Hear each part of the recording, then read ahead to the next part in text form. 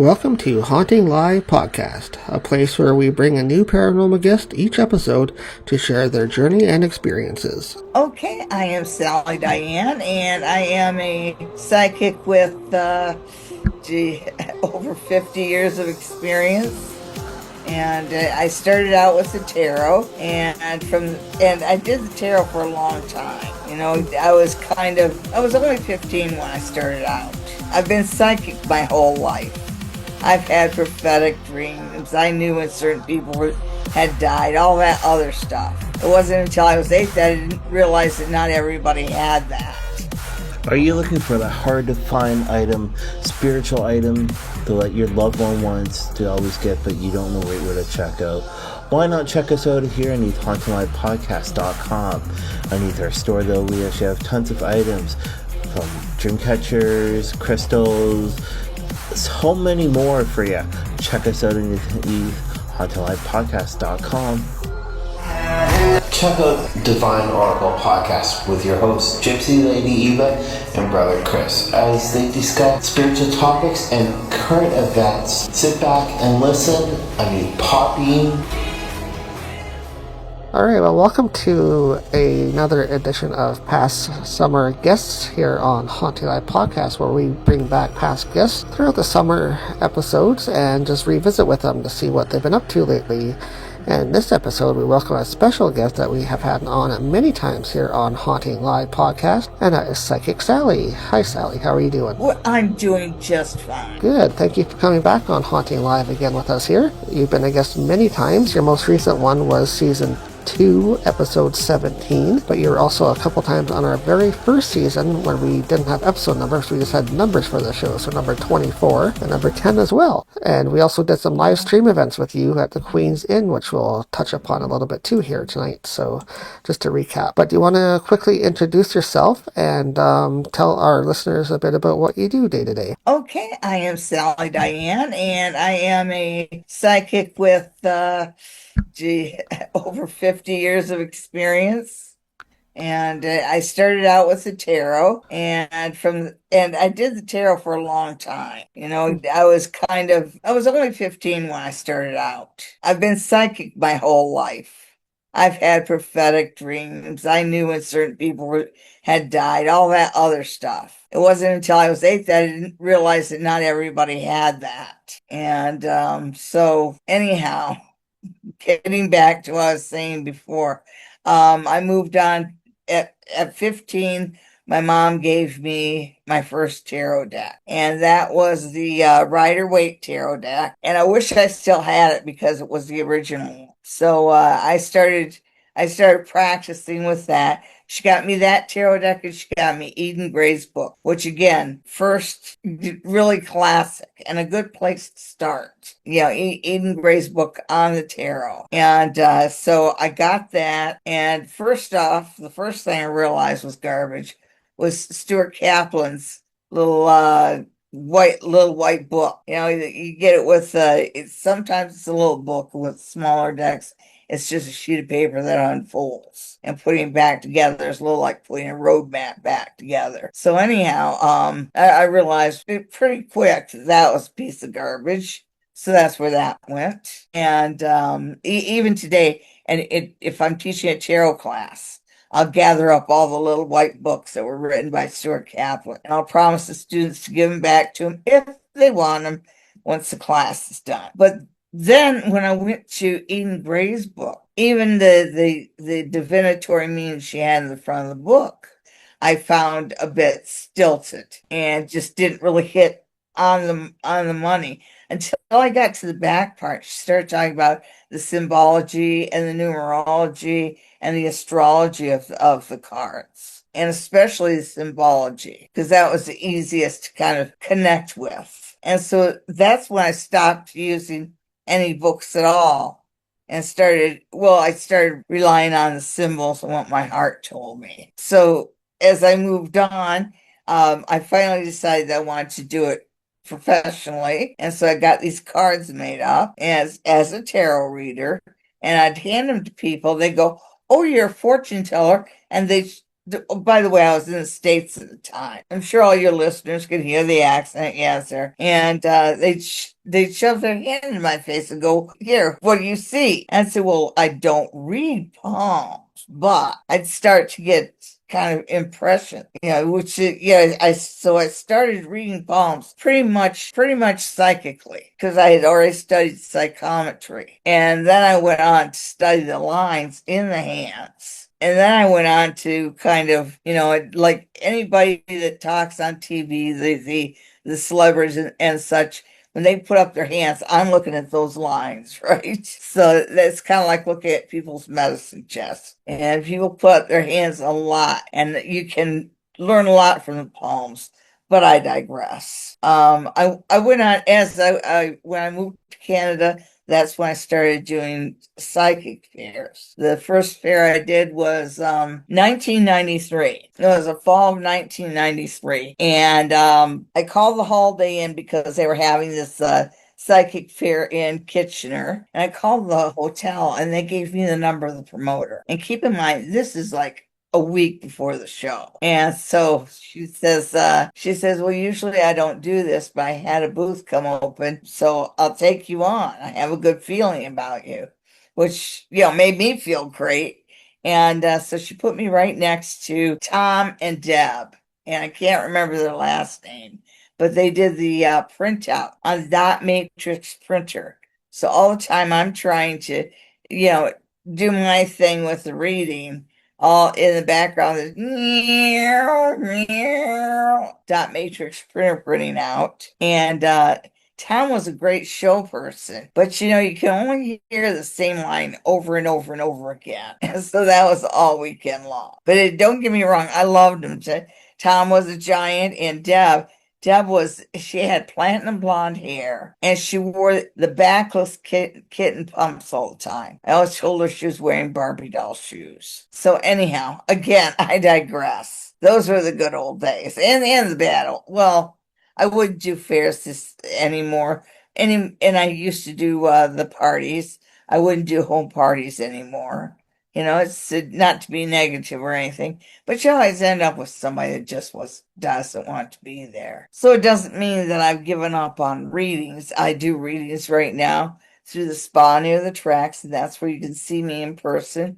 And that's in Stratford. And the number is 519-272-1293. And you can also make an appointment you can book an appointment with me online at Spa Near the Tracks by going to their website. Just Google Spa Near the Tracks and it'll take you right to their website, and you can book an appointment there, right there online. I'm there most Saturdays through the summer. Also, if you want a reading with me online from anywhere in the world, you can just send me an email at info@sallydiane.com. Real easy to remember. I will contact you and we'll set up a reading online, right in the comfort of your own home. Yeah, very convenient for people. They can look you up on your website as well and just email you from there. Yes, and sallydiane.com. Yeah, and hopefully they'll get to meet you in person as well and just find out what type of readings you can do for them. What type of readings do you do for people? Do you do just tarot cards, or do you use anything else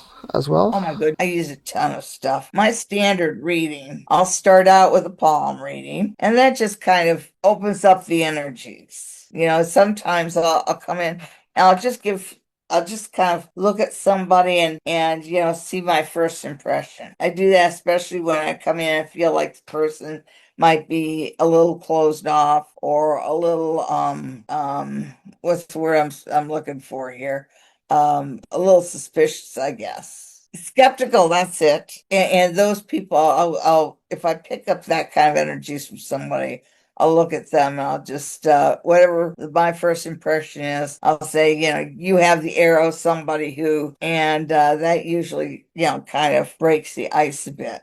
Because I just want people to relax. And it's fun to have your hand read. And so that's where I start off, is reading the palm of the hand. And then once I'm done with that part of the reading, I'll usually move on to the tarot cards, and then I might do the runes or I might do the Lenormand. But if you do come in for a 45-minute reading, you're probably gonna get at least three different kinds of things.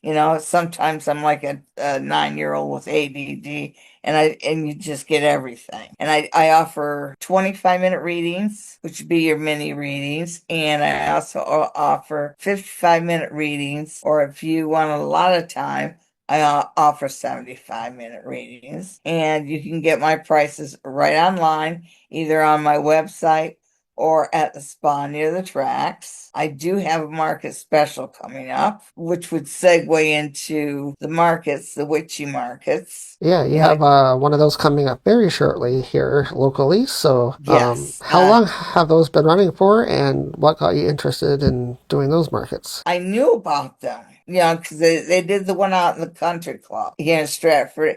And I went there, and I'm not sure that I was that impressed with it. So I didn't follow through. Then with this market, with the witches' summer solstice, the witches' night markets, knew it was coming up, and I was thinking about it. Then I saw Royal, who runs the show. I saw her on Rogers TV talking about the show. And so that's when I applied to join the show. I joined the market and let her know that I did see her on Rogers TV. And so that was that. So I've done one so far. And I just had a 6-foot table and it was really crammed. And so this time around, I'm going to get the 12-foot spot, which means I get two 6-foot tables. And I'll just set them up in L formation. And my reading spot will be behind. It'll be behind the table. And I have a display that would act as a screen. That would be my market special. I will only be reading the palms at the market special, but the market special is a 15-minute palm reading, and it's only $45. I will be at the Midsummer Market, which is July 20th, I think. I'm not sure, but you'll start seeing the posters up. And I know you guys will be talking about it too. And no, I'm not going to do the outdoor markets because I've got the very light complexion, and me and the sun don't necessarily mix well. That's why you need the night markets. That's why I need the night markets, indeed. And I'm busy working on stuff for the night markets. I have loads of crystals. I even have a little treasures box for the kitties and pixie dust, fortune scrolls. There's going to be jewelry made by Rhonda from Roro's, and there's also going to be Lynn Stevenson's Unlock. And there'll be some fossils, some slabs, the mineral slabs. I have quite a few jasper slabs, and I have just a few fossils. Well, sounds interesting. We'll have to go there and check it out when you're there and see what all you have on your table. And hopefully you'll have a busy night. I'm hoping for it. How popular are those witchy markets?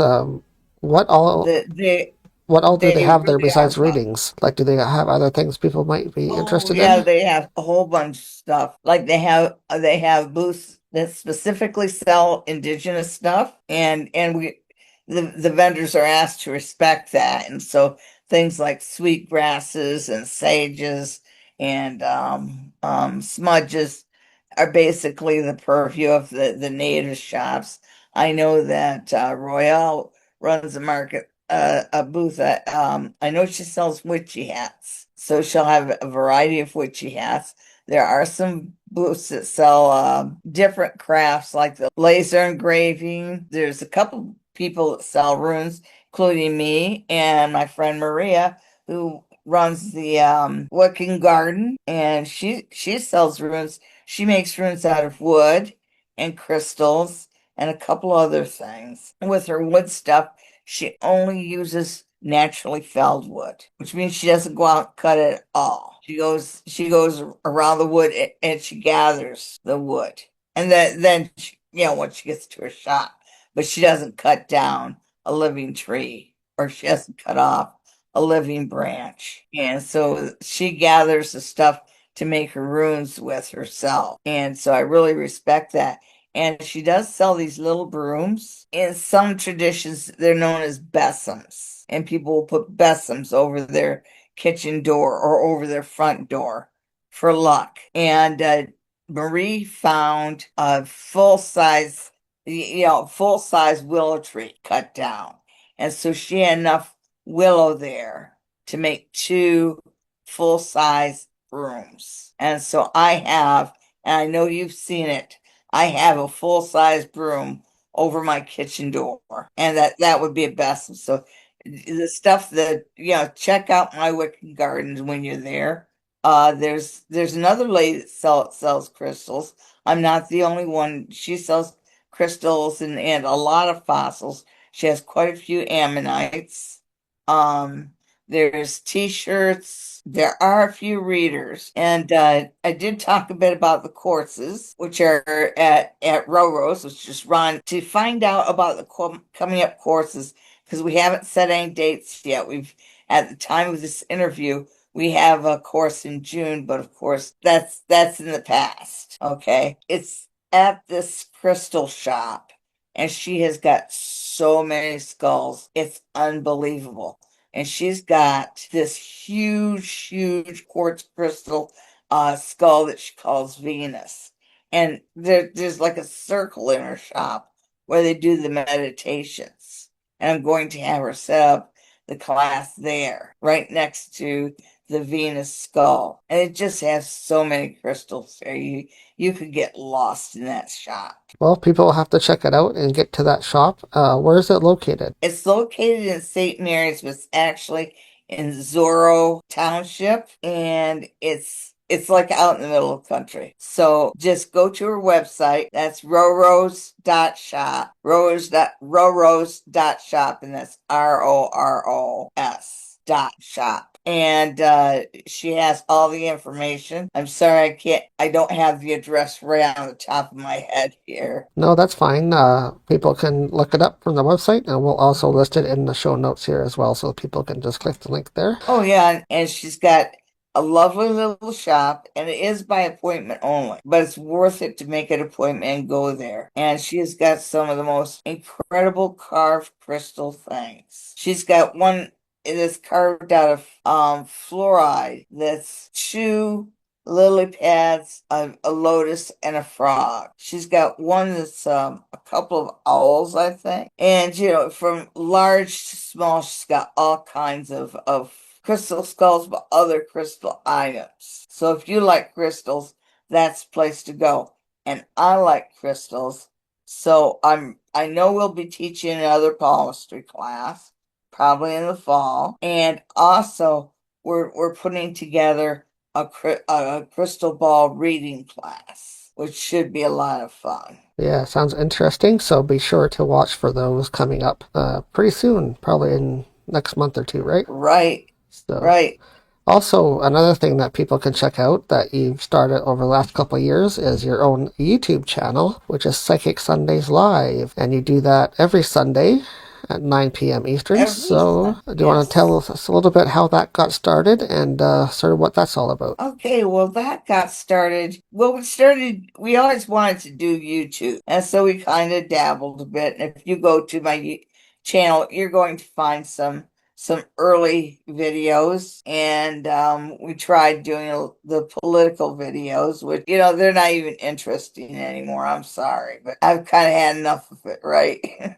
Then we decided we should go live, so we did that. We went live. I started out by doing palm readings where people would send their palms, and I'd read the palm online. Then we started setting up a time Sunday night. And as soon as we saw the Sunday night show, it was like every night that kind of clicked. And it works because it's the 2 of us together. It doesn't matter how crappy of a day we've had. This is something we both like doing. And so the show's kind of grown as our own personal labor of love. We'll get on the show, maybe not make a few announcements about what's coming up. A lot of times just hop right into it. We have a lot of people that join in on our chat. You go to the station, Psychic Sally. Yes, Psychic Sally Diane on the YouTube channel. Make sure you subscribe, because if you subscribe,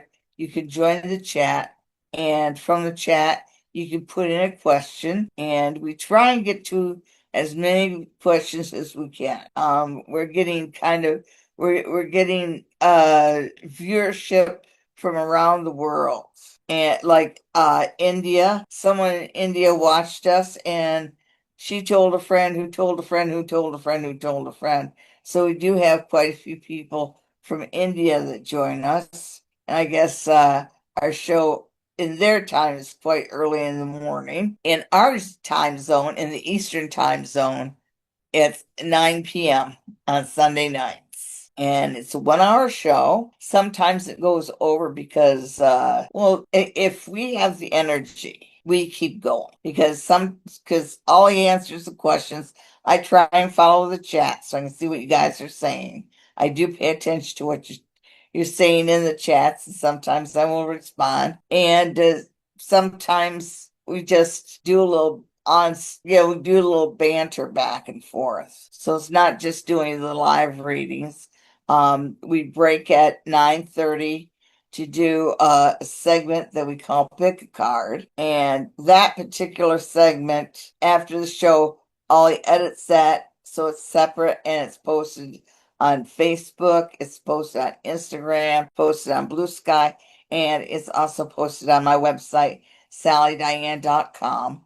And also the show after it's done, we post a link on Facebook. You know, like the whole show is too long for Instagram or Blue Sky.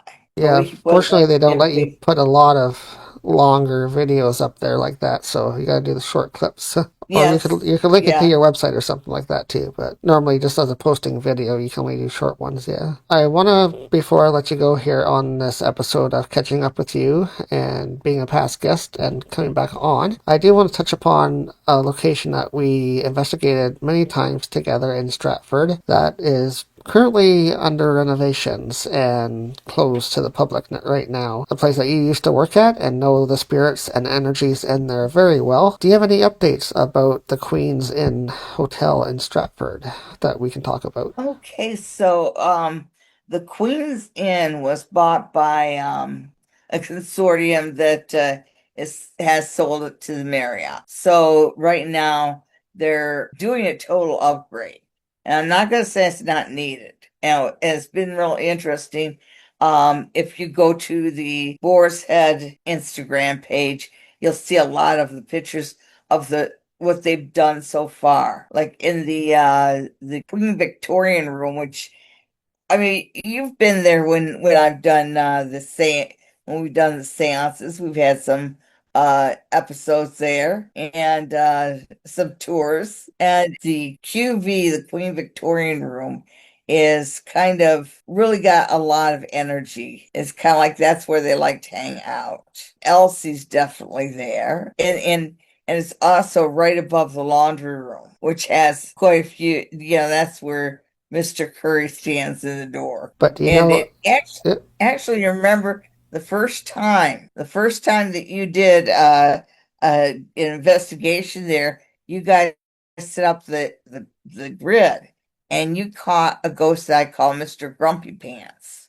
Remember that? Yeah, we were lucky enough to be pretty much the only team to be able to investigate that location. And we That were is able to true. be downstairs as well in the basement area where he is. And yes, we did catch a shadow movement across the wall down there. So that was pretty cool. Yeah. And my favorite part is whenever we went into the Whirlpool suite, the Pinckney suite, I'd come in and that Frankenbox would just go, work, work, those staff. So as soon as I come in, that's when it says work. So Yeah. I thought that was pretty funny, but they've actually stripped it down to the studs. They put the supports in the Queen Victorian room, those big posts that supported the beams. Apparently it stopped at the floor and the first floor, And so they brought it all the way down to the basement. And so it's right on the foundation. So that's a lot stronger. And I'm sure that they've straightened out the floors in the hallway. I know that they straightened out the dome. So they've done all the structural work. And so it'll be interesting to see what it's like afterwards and just how stirred up the energies are. When I used to drive past it and you could see right through the studs, it was kind of like they were sort of bouncing around lost. Like you remember playing Pac-Man where they just first start out, they're kind of going around random, and it was like that. So we'll see what happens there. Yeah, I can imagine the spirits there are not too pleased right now, so hopefully they'll settle down once it's remodeling is finished. But are you going to go back in there after it's done, or are you going to book yourself a room Yes. and check it out overnight? Oh, absolutely. Yeah, I'd love to do that too once it's back up and open to the public. So Yes, I can guarantee you that the rooms are going to be quite expensive. And I know that the Boar's Head will still have the Boar's Head name, but it'll be different. Like the original manager of the Boar's Head and a lot of the staff moved to Jay bought the work. He leased a building and he opened up a bar called Work. And you go in there, the atmosphere is quite similar to the Boar's Head. So is the menu, and so is the staff. There's actually one staff was wearing who was wearing the day I came in, and he was wearing a T-shirt that said, "Just like the BH Boar's Head, only open." They still haven't opened up. no, it'll be Well, a we'll while see. before they We'll- open up, yeah. So at least there's somewhere else in town that you can at least see some of the same staff that used to work there, because you used to work at the Queen's yourself, so you know all the Yes. staff So there. it So was, yeah, so it was really nice to go in and, oh, hi, hi, I haven't seen you in ages. It was a reunion. And of course, the ladies that worked at the front desk, there was Barb who ran the place. Barb was the owner, and Joyce and me and Joni. And we're all like 20-year plus employees. And we started doing what we call the Golden Girls breakfast. And this was even before the COVID struck. We met a couple times for breakfast over at Joe's Diner. There's really such a place, folks. And so anyhow, we went to we're still doing that. And that's about once a month. The four of us get together and just have breakfast and catch up. So we're all still in touch with each other. I mean, the Queen's Inn used to be a real close family. In a lot of ways, we're doing our best to stay close. well, that's great. Hopefully someday they'll let all the staff go back in when they're back open and have a walkthrough or something so you guys can check it out all together. That would be nice. Yeah. Well, thank you, Sally, for coming back on to Haunting Live. I know it's been a Well, while, it's but we're always happy to yes. have you here as a fellow colleague that we work with very closely here in this region where we live. So thank you for coming back on the show here. Oh, you're welcome. And do you have anything else you want to quickly plug? Remind people to check out Psychic Sundays Live and also your classes coming up. You can check on your website, right? Yes. Okay, well, thank you very much. Have a great rest of your weekend, and thank you for coming too. on. Okay. Thank you for having me. Thank you, Steph.